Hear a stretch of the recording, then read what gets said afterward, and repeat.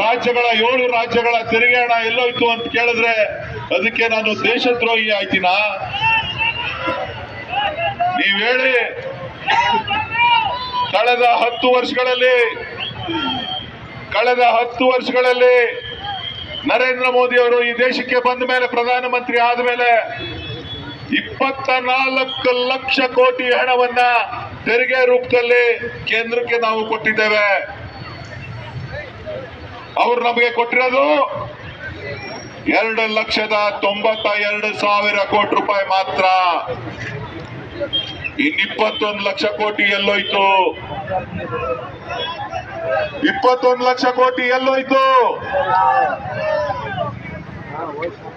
ಬಿಹಾರಕ್ಕೆ, ಉತ್ತರ ಪ್ರದೇಶಕ್ಕೆ, ರಾಜಸ್ಥಾನಕ್ಕೆ, ಮಧ್ಯಪ್ರದೇಶಕ್ಕೆ ಯಾರ ಹಣ? ಕುಣಗಲ್ ತಾಲೂಕಿನ ರೈತರ ಹಣ. ಕುಣಗಲ್ ತಾಲೂಕಿನಲ್ಲಿ ವಾಸ ಮಾಡ್ತಾ ಇರ್ತಕ್ಕಂಥ ಬಡ ಕೂಲಿ ಕಾರ್ಮಿಕರ ಬೆವರಿನ ಹಣ ಎಲ್ಲೋಯ್ತು? ಉತ್ತರ ಪ್ರದೇಶಕ್ಕೆ ಹೋಗಿದೆ, ಗುಜರಾತ್ಗೆ ಹೋಗಿದೆ. ನಮ್ಮ ಮಕ್ಕಳು ಉದ್ಯೋಗ ಇಲ್ಲ ಅಂತ ಅಲಿತಾವ್ರೆ. ನಮ್ ಕುಣಗಲ್ಲಲ್ಲಿ ನೀರಿಲ್ಲ, ಕೆನಾಲ್ ಬೇಕು ಅಂತ ಬಡ್ಕೋತಾವ್ರೆ. ಮೇಕೆದಾಟು ಯೋಜನೆ ಅನುಷ್ಠಾನ ಮಾಡಕ್ ಅನುಮತಿ ಕೊಡಿ ಅಂದ್ರೆ ಅದಕ್ಕೆ ಅನುಮತಿ ಕೊಡಕ್ ತಯಾರಿಲ್ಲ. ಕೃಷ್ಣಾ ಯೋಜನೆ ಅನುಷ್ಠಾನ ಮಾಡ್ಲಿಕ್ಕೆ ಅವಕಾಶ ಮಾಡಿಕೊಡಿ ಅಂದ್ರೆ ಅದಕ್ಕೆ ಅನುಮತಿ ಕೊಡ್ಲಿಕ್ಕೆ ಸಾಧ್ಯ ಇಲ್ಲ. ಮಹದಾಯಿ ಯೋಜನೆ ಅನುಷ್ಠಾನ ಮಾಡ್ಲಿಕ್ಕೆ ಅವಕಾಶ ಮಾಡಿ ಅಂದ್ರೆ ಅದಕ್ಕೆ ಅನುಷ್ಠಾನ ಮಾಡ್ಕೊಡ್ಲಿಕ್ಕೆ ಅನುಕೂಲ ಇಲ್ಲ. ಕಳಸಾ ಬಂಡೂರಿ ಯೋಜನೆಯನ್ನ ಅನುಮತಿ ಕೊಡಿ ಅಂತ ಹೇಳಿದ್ರೆ ಅದಕ್ಕೆ ಅನುಮತಿ ಕೊಡ್ಲಿಕ್ಕೆ ಸಾಧ್ಯ ಇಲ್ಲ. ಭದ್ರಾ ಯೋಜನೆಗೆ ಹಣಕಾಸು ಕೊಡಿ ಅಂತ ಅಂದ್ರೆ ಅದಕ್ಕೆ ಹಣಕಾಸು ಕೊಡ್ಲಿಲ್ಲ. ಎತ್ತಿನೊಳಗೆ ಹಣಕಾಸು ಕೊಡಿ ಅಂತ ಅಂದ್ರೆ ಅದಕ್ಕೆ ಹಣಕಾಸು ಕೊಡ್ಲಿಲ್ಲ. ಇವತ್ತು ನಮ್ ದುಡ್ಡು ಎತ್ಕೊಂಡು ಹೋಗ್ಬಿಟ್ಟು ನೀವು ಉತ್ತರ ಪ್ರದೇಶದಲ್ಲಿ, ಗುಜರಾತ್ನಲ್ಲಿ ನೀವು ಅಭಿವೃದ್ಧಿ ಅಂತ ಹೇಳಿ ಮಾಡ್ತಿರಲ್ಲ. ಎಷ್ಟು ಕೊಡ್ತಾ ಇದೀರಿ ನೀವು? 100 ರೂಪಾಯಿ ತೆರಿಗೆ ಕಟ್ಟಿದ್ರೆ ಕರ್ನಾಟಕ, 100 ರೂಪಾಯಿ ತೆರಿಗೆಯನ್ನ ಉತ್ತರ ಪ್ರದೇಶದವ್ರು ಕಟ್ಟಿದ್ರೆ, 100 ರೂಪಾಯಿ ತೆರಿಗೆಯನ್ನ ಬಿಹಾರದವ್ರು ಕಟ್ಟಿದ್ರೆ ಕರ್ನಾಟಕಕ್ಕೆ 13 ರೂಪಾಯಿ ಕೊಡ್ತೀರಿ. ವಾಪಸ್ ಎಷ್ಟು ಬರ್ತದೆ? 13 ರೂಪಾಯಿ ಬರ್ತದೆ. ಉತ್ತರ ಪ್ರದೇಶಕ್ಕೆ 333 ರೂಪಾಯಿ ಕೊಡ್ತೀರಿ. ಎಷ್ಟು? 100 ರೂಪಾಯಿ ಕಟ್ಟಿದ್ರೆ ಅವ್ರಿಗೆ 333 ರೂಪಾಯಿ. ಅವ್ರಿಗೆ ಬಿಹಾರದವ್ರಿಗೆ 750 ರೂಪಾಯಿ. ಯಾರ್ದು? ಕರ್ನಾಟಕದ ತೆರಿಗೆದಾರರ ಹಣ, ದಕ್ಷಿಣ ಭಾರತದ ತೆರಿಗೆ ಹಣ.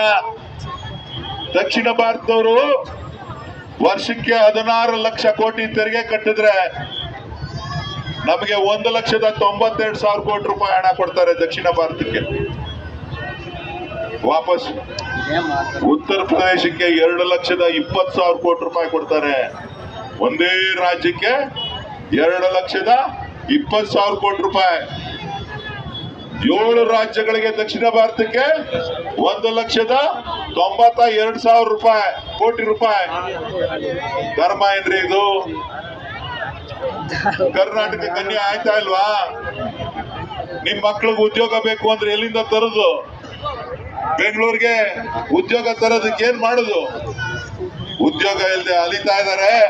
ಉದ್ಯೋಗ ಇಲ್ಲದೆ ಬೀದಿ ಅಲಿಯುವಂತ ಪರಿಸ್ಥಿತಿ ನಿಮ್ ಮಕ್ಕಳು ಗ್ರಾಜುಯೇಟ್ ಆಗಿ ಮಾಡುವಂತ ಸಂದರ್ಭದಲ್ಲಿ ಇವತ್ತು ಎಲ್ಲ ಉದ್ಯೋಗಗಳು ಗುಜರಾತ್ಗೆ, ಉತ್ತರ ಭಾರತಕ್ಕೆ ಹೋಗ್ತಾ ಇದೆ, ಉತ್ತರ ಪ್ರದೇಶಕ್ಕೆ ಹೋಗ್ತಾ ಇದೆ. ನಾನು ಯಾಕೆ ಈ ಧ್ವನಿ ಎತ್ತಿದ್ದೀನಿ ಅಂದ್ರೆ ನಮ್ಮ ರೈತರ ಮಕ್ಕಳು, ನಮ್ಮ ಕೂಲಿ ಕಾರ್ಮಿಕರ ಮಕ್ಕಳು, ಈ ರಾಜ್ಯದಲ್ಲಿ ವಾಸ ಮಾಡ್ತಾ ಇರ್ತಕ್ಕಂಥ ಕನ್ನಡಿಗರು 7 ಕೋಟಿ ಜನ ನಾಳೆ ದಿನ ಹೋಗಿ ಅಲ್ಲಿ ಭಿಕ್ಷೆ ಬೇಡಬಾರ್ದು. ನಾವು ಹೋಗಿ ಅಲ್ಲಿ ಭಿಕ್ಷೆ ಬೇಡಬಾರ್ದು. ಉತ್ತರ ಭಾರತದಲ್ಲಿ ನಮ್ಮ ಹಣ ನಮಗೆ ಬೇಕು, ನಮ್ಮ ಅಭಿವೃದ್ಧಿಗೆ ಬೇಕು. ನಮ್ಮ ನೀರಾವರಿ ಯೋಜನೆಗಳನ್ನು ನಾವು ಪೂರ್ಣ ಮಾಡಬೇಕು. ನಮ್ಮ ಹಳ್ಳಿಗಳನ್ನ ಅಭಿವೃದ್ಧಿ ಮಾಡಬೇಕು. ನಮ್ಮ ಪಟ್ಟಣಕ್ಕೆ ಮೂಲಭೂತ ಸೌಕರ್ಯಗಳನ್ನ ಕೊಡಬೇಕು. ನಮ್ಮ ಮಕ್ಕಳಿಗೆ ಉದ್ಯೋಗವನ್ನ ಸೃಷ್ಟಿ ಮಾಡಬೇಕು. ಇದು ಮಾಡಬೇಕು ಅಂತಂದ್ರೆ ನಮ್ಮ ತೆರಿಗೆ, ನಮ್ಮ ಹಕ್ಕು ಜಾರಿ ಆಗ್ಬೇಕು. ನಾವು ಹೋರಾಟವನ್ನ ಮಾಡಬೇಕು ಅಂತ ಹೇಳಿ ಇವತ್ತು ಧ್ವನಿಯನ್ನ ಎತ್ತಿದ್ದೇನೆ. ಇದು ತಪ್ಪು ಅಂತ ಹೇಳೋದಾದ್ರೆ ನೀವು ನನಗೆ ಹೇಳಿ, ಇದು ತಪ್ಪಾ? ಇವತ್ತು ಕರ್ನಾಟಕದ ಕನ್ನಡಿಗರ ತೆರಿಗೆ ಹಣವನ್ನ ಇವತ್ತು ನಾವು ಪಡಿಬೇಕಾದಂಥದ್ದು ನಮ್ಮ ಧರ್ಮ. ಇವತ್ತು ಮೇಕೆದಾಟು ಯೋಜನೆ ಅನುಷ್ಠಾನ ಮಾಡಿದ್ರೆ ಇವತ್ತು ಎಲ್ಲಿ ಇರ್ತದೆ ಅಂದ್ರೆ ಹೇಮಾವತಿಲಿ ನೀರು ಉಳಿತದೆ, ಕಬಿನಿನಲ್ಲಿ ನೀರು ಉಳಿತದೆ, KRS ನಲ್ಲಿ ನೀರು ಉಳಿತದೆ. 60 TMC ನೀರನ್ನ ಉಳಿತಾಯ ಮಾಡಿ ರೈತರಿಗೆ ಕೊಡ್ಬೋದು. ಬೆಂಗಳೂರಿನಲ್ಲಿ ಕುಡಿಯೋ ನೀರಿನ ಸಮಸ್ಯೆಯನ್ನ ಬಗೆಹರಿಸಬಹುದು. ಕುಣಗಲ್ ತಾಲೂಕಿನ ಲಿಂಕ್ ಕೆನಾಲ್ ಅಲ್ಲಿ ಯಾವಾಗ ಬೇಕೋ ಅವಾಗ ನೀರು ಹರಿಸ್ತಾ ಇರ್ಬೋದು. ಆ ಕೆಲಸ ಯಾರು ಮಾಡ್ತಾ ಇದ್ದಾರೆ? ಇವತ್ತು ಲಿಂಕ್ ಕೆನಾಲ್ ಮಾಡಿದ್ರೆ ಕುಣಗಲ್ ತಾಲೂಕಿನಲ್ಲಿ ಯಾವಾಗಲೂ ನೀರು ಇರ್ತದೆ. ಕುಣಗಲ್ ಕೆರೆ ಯಾವಾಗ್ಲೂ ತುಂಬಿರ್ತದೆ, ಮಂಗಳ ಕೆರೆ ಯಾವಾಗ್ಲೂ ತುಂಬಿರ್ತದೆ. ನಿಮ್ಮ ಕೆರೆ ಅಭಿವೃದ್ಧಿ ಆಗ್ತದೆ, ನಿಮ್ಮ ಭಾಗ ಅಭಿವೃದ್ಧಿ ಆಗ್ತದೆ. ನಿಮ್ಗೆ ಬೇಕಾದಂತ ಎಲ್ಲ ರೀತಿಯ ಸೌಕರ್ಯಗಳನ್ನ ಕೊಡ್ಲಿಕ್ಕೆ ಅವಕಾಶ ಆಗ್ತದೆ. ಹಾಗಾಗಿ ನಾನು ತಮ್ಮಲ್ಲಿ ಮನವಿ ಮಾಡೋದಿಷ್ಟೇ, ನಮ್ಮ ತೆರಿಗೆ, ನಮ್ಮ ಹಕ್ಕನ್ನ ನಾವು ಹೋರಾಟವನ್ನ ನಾವು ಮಾಡ್ತಾ ಇದ್ದೇವೆ. ಇವತ್ತು ಪ್ರಧಾನಮಂತ್ರಿಗಳು ಬಿಜೆಪಿಯವರು ನನ್ನ ಮೇಲೆ ಸುಳ್ಳು ಆರೋಪಗಳನ್ನ ಮಾಡ್ತಾ ಅಪಪ್ರಚಾರವನ್ನ, ನನ್ನ ಹೇಳಿಕೆಯನ್ನ ತಿರುಗಿಸುವಂತ ಕೆಲಸ ಮಾಡ್ತಾ ಇದ್ದಾರೆ. ಎಲ್ಲಿವರೆಗೂ ಈ ಕನ್ನಡಿಗರಾಗಿ ನಾನು ಹೋರಾಟವನ್ನ ಮಾಡ್ತೇನೆ. ನಿಮ್ಮ ಆಶೀರ್ವಾದ ನನ್ನ ಮೇಲಿರ್ಲಿ, ನಿಮ್ಮ ಆಶೀರ್ವಾದ ನನ್ನ ಮೇಲಿರ್ಲಿ. ನಾನಿಲ್ಲಿ ಬಂದಿರೋದು ನಿಮ್ಮ ಕೂಲಿಯನ್ನ ಕೇಳಲಿಕ್ಕೆ, ನಾನು ಮಾಡಿರೋ ಕೆಲಸಕ್ಕೆ ಕೂಲಿ ಕೊಡಿ ಅಂತ ಹೇಳಿ ಕೇಳಲಿಕ್ಕೋಸ್ಕರ ಇಲ್ಲಿ ಬಂದಿದ್ದೇನೆ. ಬೇರೆಯವ್ರು ಬಂದಿರೋದು ಮೋದಿ ಅವ್ರಿಗೆ ಓಟ್ ಹಾಕಿ ಅಂತ ಕೇಳ್ತಾ ಇದ್ದಾರೆ ಹೊರತು ನಾನು ಮಾಡಿರೋ ಕೆಲಸಕ್ಕೆ ಕೂಲಿ ಕೊಡಿ, ನಾನು ಮುಂದಕ್ಕೆ ಈ ತಾಲೂಕನ್ನ ಮಾದರಿ ತಾಲೂಕನ್ನಾಗಿ ಈ ಜಿಲ್ಲೆನಲ್ಲಿ ಮಾಡುವಂತ ಕೆಲಸವನ್ನ ಮಾಡಿ ತೀರ್ತೇನೆ. ಅದಕ್ಕೆ ನಿಮ್ಮ ಮತ ಕೊಡಿ ಅಂತ ಹೇಳಿ ಕೇಳಲಿಕ್ಕೋಸ್ಕರ ಬಂದಿದ್ದೇನೆ. ನಾನು ಹೇಳೋದು ಇಷ್ಟೇ, ಇವತ್ತು ನಿಮ್ ಜಿಲ್ಲೆಯಿಂದ ಈ ಜಿಲ್ಲೆಯಲ್ಲಿ ಯಾರು ಈ ಚುನಾವಣೆಗೆ ನಿಲ್ಲಿಲ್ಲ, ಈ ಕ್ಷೇತ್ರದಿಂದ ಯಾರು ಈ ಚುನಾವಣೆಗೆ ನಿಲ್ಲಿಲ್ಲ. ಇವತ್ತು ನಾಗರಾಜಯ್ಯನವ್ರ ಕುಟುಂಬದವ್ರು ಯಾರು ಮಕ್ಕಳು ನಿಲ್ಲಿಲ್ಲ ಈ ಚುನಾವಣೆಯಲ್ಲಿ, ಕೃಷ್ಣಕುಮಾರು ನಿಲ್ಲಿಲ್ಲ. ನಿಂತಿರೋನು ನಾನು, ನಿಮ್ಮ ಸೇವಕ, ನಿಮ್ಮ ಮನೆ ಮಗ. ನನಗೆ ಆಶೀರ್ವಾದ ಮಾಡಿ, ನಾನು ನಿಮ್ಮ ಋಣವನ್ನ ತೀರಿಸ್ತೇನೆ, ನಾನು ನಿಮ್ಮ ಕೂಲಿಯನ್ನ ಮಾಡ್ತೇನೆ. ನನಗೆ ಕೂಲಿಯನ್ನ ಕೊಡಿ ಅಂತ ಕೇಳಲಿಕ್ಕೋಸ್ಕರ ಬಂದಿದ್ದೇನೆ. ನೀವು ಹೇಳಿ ಅವ್ರಿಗೆ, ಜನತಾ ದಳದವ್ರಿಗೆ, ಬಿಜೆಪಿ ಅವ್ರಿಗೆ ತಿಳಿಸ್ಬೇಕು, ಕಾರ್ಯಕರ್ತರಿಗೆ ಹೇಳ್ಬೇಕು, ಮತದಾರರಿಗೆ ಹೇಳ್ಬೇಕು. ಕುಣಿಗಲ್ನ ಅಭಿವೃದ್ಧಿಗೋಸ್ಕರ ನಾವೆಲ್ಲರೂ ಕೂಡ ಕಾಂಗ್ರೆಸ್ನ ಹಸ್ತದ ಗುರುತಿಗೆ ಮತ ನೀಡಬೇಕು, ನಮ್ ಜೊತೆ ಸಹಕಾರ ನೀಡಿ ಅಂತೇಳಿ ಕೇಳಬೇಕು. ಇಲ್ಲಿರ್ತಕ್ಕಂಥ ಎಲ್ಲ ವರ್ತಕರಲ್ಲಿ ನಾನು ಮನವಿ ಮಾಡ್ತೇನೆ, ಎಲ್ಲ ನಾಗರಿಕರಲ್ಲಿ ನಾನು ಮನವಿ ಮಾಡ್ತೇನೆ. ಈ ತಾಲೂಕು, ಈ ಪಟ್ಟಣ ಅಭಿವೃದ್ಧಿ ಆಗ್ಬೇಕು. ಇದು ಕಾಂಗ್ರೆಸ್ನಿಂದ ಮಾತ್ರ ಸಾಧ್ಯ.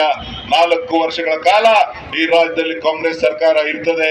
ನೀವು ಶಕ್ತಿ ತುಂಬಿತು ಅಂದ್ರೆ ನಿಮಗೂ ಕೂಡ ಇನ್ನು ಹೆಚ್ಚಿನ ರೀತಿಯಲ್ಲಿ ಅಭಿವೃದ್ಧಿ ಆಗ್ಲಿಕ್ಕೆ, ಈ ಪಟ್ಟಣ ಬೆಳಿಲಿಕ್ಕೆ ಕಾಂಗ್ರೆಸ್, ನಾನು, ರಂಗನಾಥ್ ಅವರು ಕೆಲಸ ಮಾಡ್ತೇವೆ ಅಂತಕ್ಕಂಥ ಮಾತನ್ನ ಈ ಸಂದರ್ಭದಲ್ಲಿ ಹೇಳ್ತಾ ತಮ್ಮೆಲ್ರಿಗೂ ಕೂಡ ಶುಭವನ್ನ ಕೋರಿ, ಎಲ್ರಿಗೂ ಕೂಡ ಒಳ್ಳೇದಾಗ್ಲಿ, ಎಲ್ರಿಗೂ ಕೂಡ ಒಳ್ಳೇದಾಗ್ಲಿ. ನಮ್ಮ ಗ್ಯಾರಂಟಿ ಇನ್ನ 10 ವರ್ಷಗಳ ಕಾಲ ತಮ್ಮ ಆಶೀರ್ವಾದದಿಂದ ಇರ್ತದೆ. ಇನ್ನ ಎಷ್ಟು ವರ್ಷ ಇರ್ತದೆ? 10 ವರ್ಷದಿಂದ 10 ವರ್ಷಗಳ ಕಾಲ ಇರ್ತದೆ. ನೀವು ನನಗೆ ಆಶೀರ್ವಾದ ಮಾಡಬೇಕು. ನನ್ನ ಕ್ರಮ ಸಂಖ್ಯೆ 2, 2ನೇ ಕ್ರಮ ಸಂಖ್ಯೆಯ ಹಸ್ತದ ಗುರುತಿಗೆ, 2ನೇ ಕ್ರಮ ಸಂಖ್ಯೆಯ ಹಸ್ತದ ಗುರುತಿಗೆ ತಾವು ಮತ ನೀಡಬೇಕು ಅಂತ ಹೇಳಿ ಇಲ್ಲಿರ್ತಕ್ಕಂಥ ಎಲ್ಲ ನನ್ನ ಹಿರಿಯರಿಗೆ ನನ್ನ ಸಾಷ್ಟಾಂಗ ನಮಸ್ಕಾರಗಳನ್ನ ಹೇಳಿ ನನ್ನ ಮಾತನ್ನ ಮುಗಿಸ್ತೇನೆ. ಜೈ ಹಿಂದ್, ಜೈ ಕರ್ನಾಟಕ ಮಾತೆ. ಸುರೇಶ್ ಕಾಂಗ್ರೆಸ್ ಪಾಟೀಲ್ ಶಿವಕುಮಾರ್ ಅವ್ರಿಗೆ, ಡಾಕ್ಟರ್ ರಂಗನಾಥ್ ಅವ್ರಿಗೆ, MP ಸುರೇಶ್ ಅವ್ರಿಗೆ, ಭಾವಿ MP ಸುರೇಶ್ ಅವ್ರಿಗೆ.